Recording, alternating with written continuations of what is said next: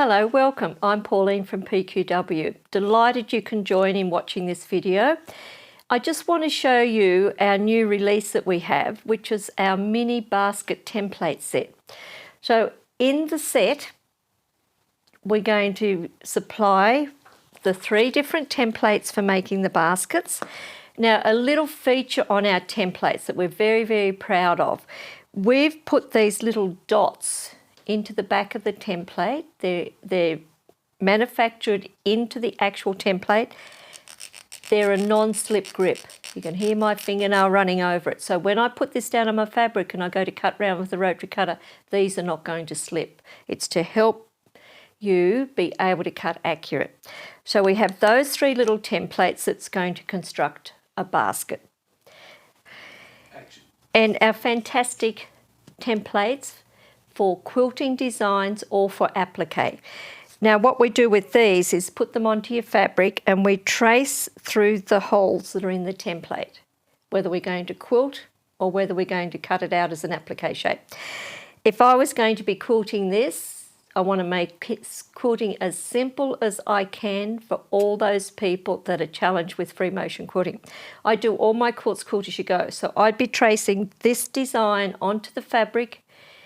I'd then be sandwiching the 3 layers together. I would then go to my machine with feed dogs up, stitch length on 3, open toe sewing foot on the machine, and I will sew on the line. I'm going to show you, I'll mark out one of these designs to show you how great they are.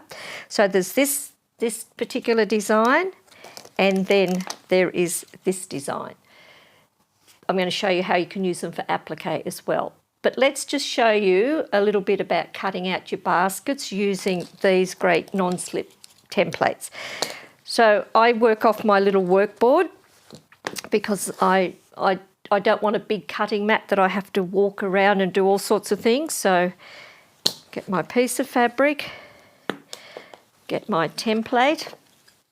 Now put those non-slip grips down onto the fabric.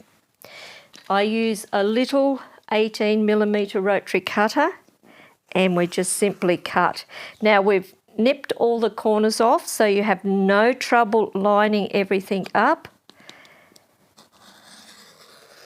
Because if we leave that point on, it gets very difficult to match your points. So by nipping the corners off, it makes it very easy for you to. So there's our shape cut out. Oops, I think I just missed that corner. I'll just come back and redo that. When you do get to a corner, a little tip that I always suggest, rock your blade. Just rock it. That'll get those last little threads that sometimes we can miss. And I wouldn't be doing this with a big rotary cutter because it would be too difficult to see where you're going. But with the little blade, it makes it very easy. So there's our template cut out. Makes it very, very simple, and my template did not slip at all. When you go to sew, make sure that your 1/4 inch that you've got set up on your machine is exactly this 1/4 inch. If you want to know exactly where your 1/4 inch is when you come to the corners, there's little holes in the template. You can see the holes in each corner. Mark those out on your fabric. If you're a beginner and you challenged with where that 1/4 inch is and how to stay straight and everything like that, simply put a little dot. So when you line the next piece up to it, you can line dot to dot and put a pin through there. So once we cut out all of our pieces for the basket, you'll be cutting out your basket shapes and then your background. The first thing we have to do on this top triangle is make our little handle. So to make that, we've cut our fabric 3/4 of an inch wide on the bias, and it has to be on the bias because we're going around the curve. So we'll get it cut, we'll fold it in and in on both sides. Now you can work along and fold that in yourself, but if you're doing quite a few baskets, you're going to really burn your fingers. So we've designed the sasha tools especially to do this sort of work. So I'm using a 3/8 inch tool. We'll put the fabric into the tool, up and back down. Once we get it down through there, we will pin into the ironing surface with the double fork pin. Put equal tension on both sides. Oops, I've got it stuck on the pin now. So we'll just fold those sides in. Keep the fabric nice and straight. And I cup up the sides with your fingers and you just push with the iron. And just keep working through till you get that whole strip done. And if you're doing like we've done here, we're making a cushion, we've made 4 baskets. But if you're making a quilt, you could make a whole quilt out of different little baskets. Great project for using all of your different fabrics in your stash. So there we have our strip made. Now what we'll do is find the centre of this triangle. And then we want to just make a nice curve here. So you could measure out, and let's say if I come out, I'm going to come out 1.25 inches. Yeah, about 1.25 inches. But you can make your mind up on how far you want this handle to sit out. You might want it really a nice tight little handle. Then we use the glue. And just put little dots of glue of where you think you want that handle shape to be. And we just glue this in position. Now this is the reason why we cut it on the bias, because we want it to go round that curve nicely and sit nice for you. If it's not on the bias, you're likely to get all puckering up in this area. So there's our little handle. Now you could go to the machine and I would put the clear monopoly thread in the top and the bobbin and I would stitch either side of that bias strip. Once you've got that done, here we've got one made here, and I'm just going to move this out because what I'm going to do is lay out a block so you can see how it would be constructed together. We have that.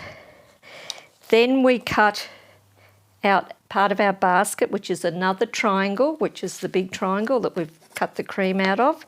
We join those two together with your 1/4 inch seam.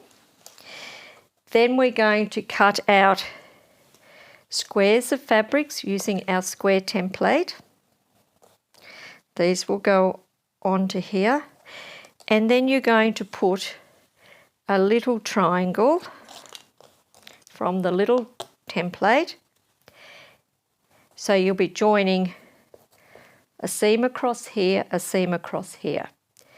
Then you'll join this onto one side. I'll just get rid of that. Join it onto that side. Then you'll join onto the other side.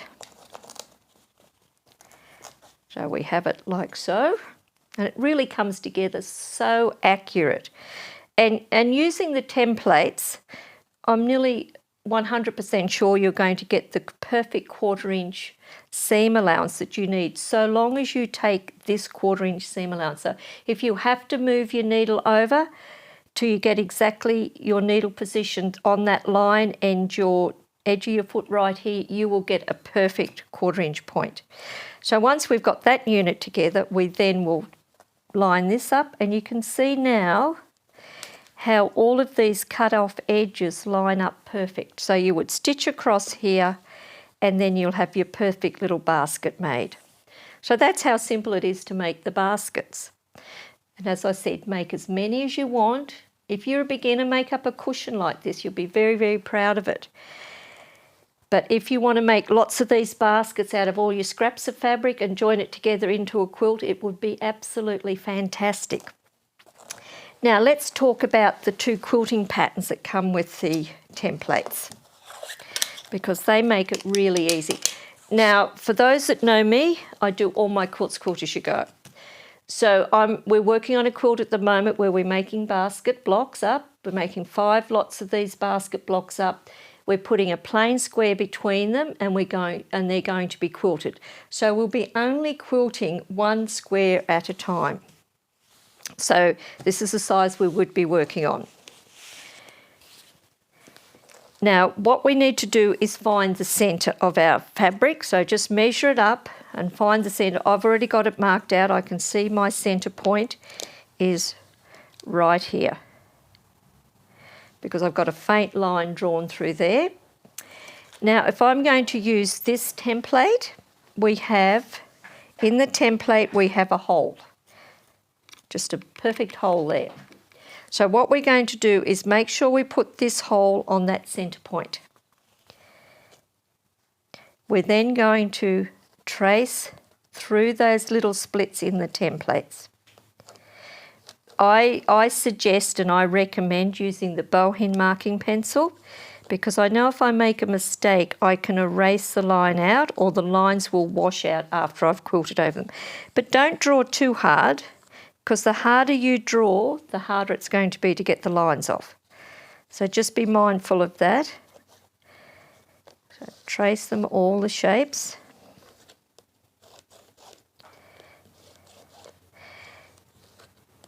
Now you could just do one section of this design. You might just want to quilt that onto something, into a corner of, you might want to put it along a border. It would look absolutely fantastic. But if you want to make a whole block, what we do is line up the circle right on that dot that we've got. Now that means that I'm going to get a complete lovely circle here when I've finished, because everything all comes off that one centre dot. So continue marking it up.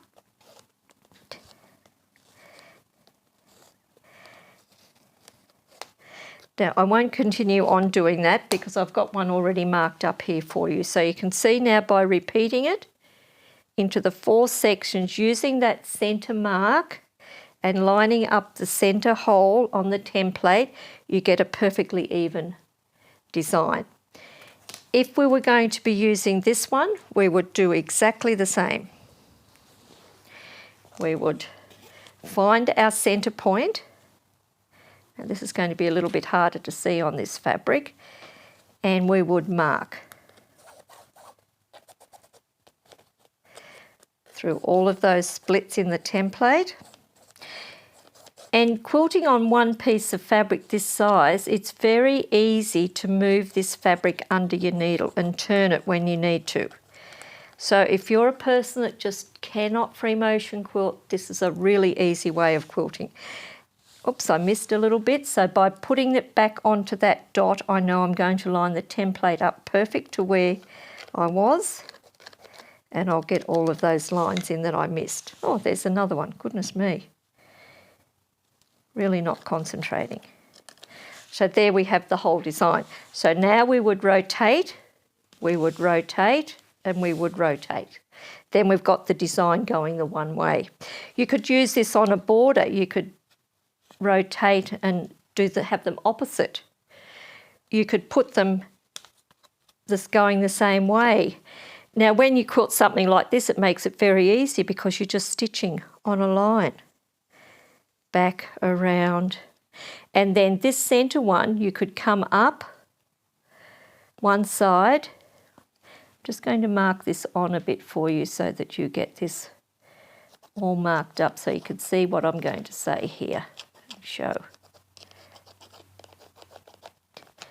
Now I have the wadding and the backing already attached to these squares, so it still will mark nicely if you've got your wadding or your batting underneath. Okay, so now if I was going to, oops, missed that bit. If I was going to stitch this, I'd stitch out and around to this one, back around, back down, come back into this one and then cross over into here. So make it a continuous line if you like, and it makes it so simple. So simple, and you end up with a beautiful, beautiful quilting design onto your fabric. You haven't quilted, all you've done is stitched on a line, and you can be very, very clever at your quilting. And that's why we've started designing up all these wonderful templates for you to use to make it really, really easy for you. Now, if we want to go one step further with this, as I said before, we can use these templates to do applique. So I'm going to now use the sandpaper part of my board. Use this fabric and find my other template. Now using the sandpaper is going to stop my fabric from slipping. That's why I love to use sandpaper underneath when I'm tracing a design. I'm just going to trace these little petals. So you can notice my fabric's not stretching at all. So there's our petals. I've drawn on some different petals. If I wanted, say I wanted to fussy cut this section out here, I would use this part of the template. I'm going to use the centre dot in the centre of that design there. I would draw, and then I'd keep rotating, lining up that hole with the dot I've got on the fabric. Then I'll have a complete beautiful circle. So trying to come up with different ideas of what you can do with these templates make it very, very easy. If you want to fussy cut anything, you can see through these, so you can fussy cut. Now, I've got this design drawn on here, but I just want to show you if I put appliques down here, how good it looks. Got some bits cut. So if I was going to applique this, I would use the Roxanne glue basted. I just put little dots of glue. I don't want to put fusible web onto the back of my appliques because I don't like the stiffness. So you go through and glue all of these in place. There's nothing hard about this, but you can see how gorgeous the shape would look.